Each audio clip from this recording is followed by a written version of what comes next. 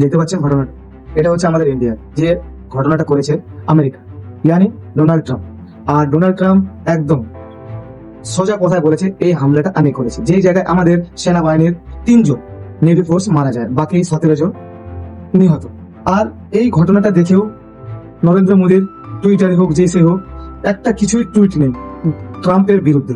কারণ যেতেই পারবে না, কারণ ওর তো দাদু হয়। সেদিন সোজা কথা, আমার ওর দাদুর সম্মান যুক্ত হয় ও। এবার কি করে দাদু হলো?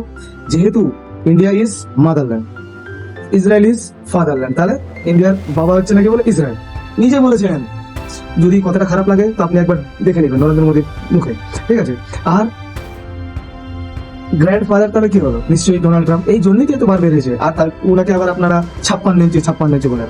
56 ইঞ্চি তো হিজড়াদেরও থাকে। হ্যাঁ, যেটা বলছি ওটাই সত্য। আর কথা হচ্ছে এই জায়গায় আমাদের দেশের মিডিয়া কিছু কথা বলতে পারছে না, জানেন কেন? কারণ বাপকে কিছু বললেই তো জেলে পড়ে দেবে, আর সত্য শুনতে তো কেউ অস্বীকার না। আর এটাতে ভাই অন্ধভক্তরা কোনোদিনও কিচ্ছু বলবে না ভাই, কিচ্ছু বলবে না, কারণ এদের তো গু খেতেই ব্যস্ত না।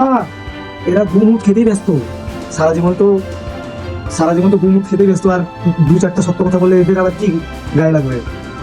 আর তৃতীয়ত অ্যাফিস্টিন ফাইল, মনে আছে? এই জন্যেই ভাই, এই জন্যই অন্ধভক্তরা অ্যাফিস্টিন ফাইলের ব্যাপারে কিছু বলছে না, কারণ কন্টেন্ট তো চালাতে হবে।